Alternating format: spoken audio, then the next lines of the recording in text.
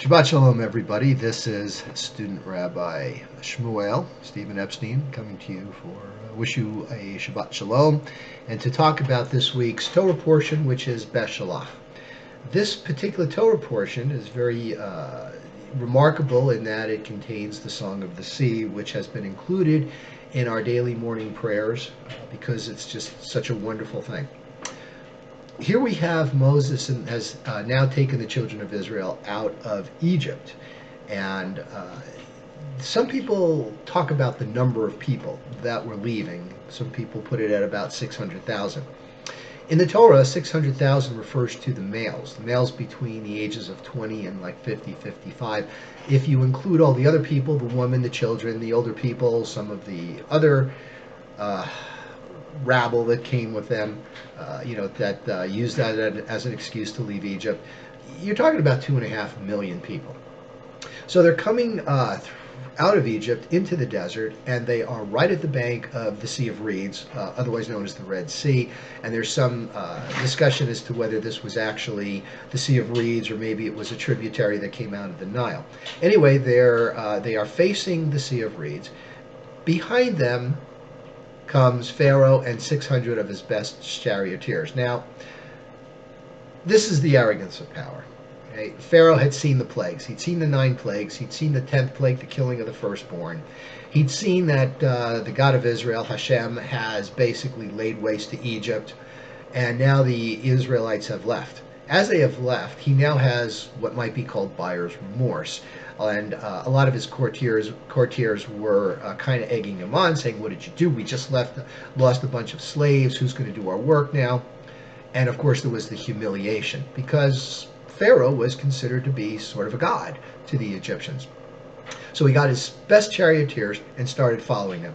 So there are the Israelites on the bank of the Sea of Reeds, and they turn, and in the distance they could see Pharaoh and his charioteers coming to get him. And now come the complaints again.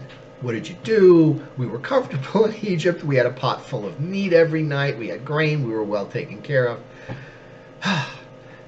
Such is the personality of abuse. Now, in Israel, they have a Department of Antiquities, and there's a lot of archaeologists that are constantly digging and looking for artifacts and other objects that will verify the Second Temple, verify, like you've all heard of the Dead Sea Scrolls, where you've got this parchment that goes back over 2,000 years that is basically the same Bible, the same Tanakh that we use today, to kind of verify and validate the fact that yes, our what the Torah says is true. There's some credibility to it. There's another level of credibility too. For anybody who is psychologically inclined, you look at the way the Israelites are being described. Okay, here they are. They've been oppressed for over 100 years. They've been slaves. They've been mistreated. They've been beaten. They've been abused, and yet they still want to go back to their captors. In the last 40 or 50 years, psychologists have identified this as an abused personality, somebody who comes from an abused situation by parents, boyfriend, whatever, and yet they still cling to the abuser. The Israelites, the ex-slaves most of them displayed all of these traits. In a sense, then that's another validity. This is a personality trait that hasn't been identified before the last 40 or 50 years. So God, of course, goes to Moses and said, "Why do these people cry out? I just saved them from a life of slavery, and yet here they are." And Moses is like, "Okay, what do we do now?"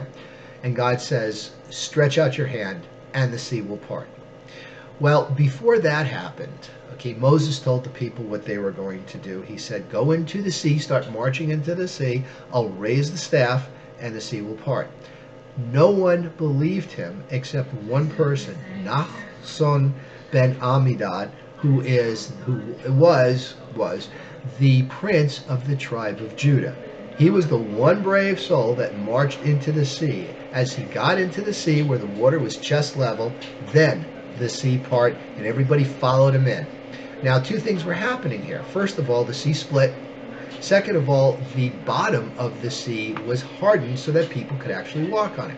So as they went through the sea, they got to the other side, and of course Pharaoh is out there from a distance looking at the Israelites march through. Now, why didn't Pharaoh just go up to them, catch up to them, and just overpower them.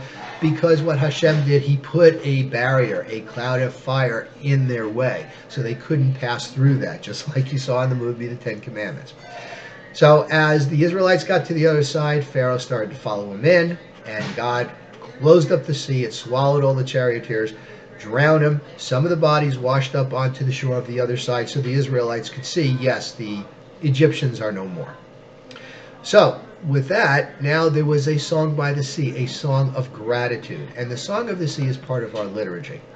Now this is very interesting because if you look at the Torah, if you look at Exodus chapter 14, verses 19 to 21, there are 3 verses. Each of the verses has 72 letters. Now the Kabbalists, the Kabbalah, the mysticists, the Jewish mysticism says these are the 72 names of God. And some of you may have seen these names, and you're supposed to pass through, of course, Hebrew goes from right to left. And these are the names of God. Now, where did they get these names? They got those names from this chapter and these verses. What they did was they used the first letter of verse 19, the last letter of verse 20, and the first letter of verse 21 to make the first name. Then they used the second letter of verse 19, the second to last, or I guess the word is penultimate letter of verse 20, and the second letter of verse 21 to make the second name, and so on until you had the 72 names. Now, also in Kabbalah, the first verse is considered Abraham. Okay, Abraham, his Sephirah is Chesed, which is love. The second verse, which goes backwards from the left, is the verse of Isaac, who is considered judgment. Now, the right is considered to be mercy. The left is considered to be judgment. So that's how these two fit into that. The third verse is the verse of Jacob, which was Tiferet, the Sephirot of Tiferet, which is the Sephirot of beauty. And the Sephirots, of course, is the 10 of them is how God manifested from nothingness into the material universe that we see. So continuing with our story, the Israelites are now going through the desert. They've seen the plagues. They've seen themselves spared from the last plague, the killing of the firstborn. They've seen the sea open. Now they're hungry, so they're whining to Moses. It would be one thing if they went to Moshe and said, just asking, what are we going to do for food? But instead they're whining again. You know, we had the flesh pots, we had the grain, what do we do? And this is where we had the manna. Okay, God said, I will provide food for these whining, sniveling little brats. So what they did, they came out in the morning, and there was a layer of dew on the ground. Then there was the manna, and then there was a layer of dew on that. And God specifically said, you can go out each of the 6 days and get the manna, but on Shabbat you will not get it. Rather, on the 6th day, which we call Friday now, there will be a double portion. Now, miraculously, if people took less than a double portion on Shabbat, they would still have a full 2 portions to last Friday and Saturday. If they took too much, they didn't have as much. They only had the double portion.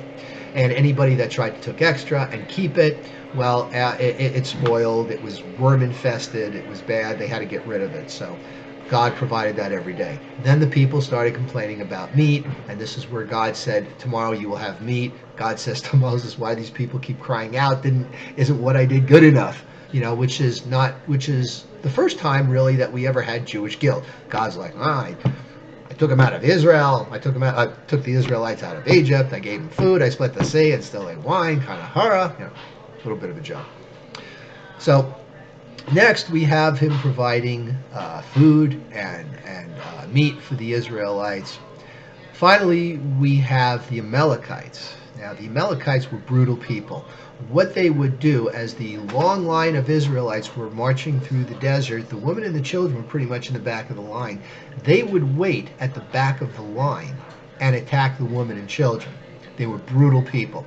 So God said, take them out. Go ahead and assemble your warriors and go take care of them. And the warriors, of course, were led by Joshua, who would succeed Moses as the prophet and the first judge of Israel and lead them into the promised land. So while Joshua was down there, in the valley, dealing with the Amalekites.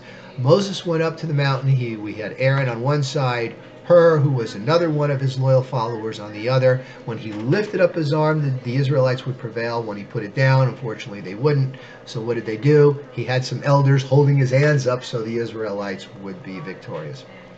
So that is a consensus. That's a little synopsis of this week's portion. Shabbat Shalom to my Muslim brothers and sisters. You're already having your Sabbath, so Shabbat Shalom to you.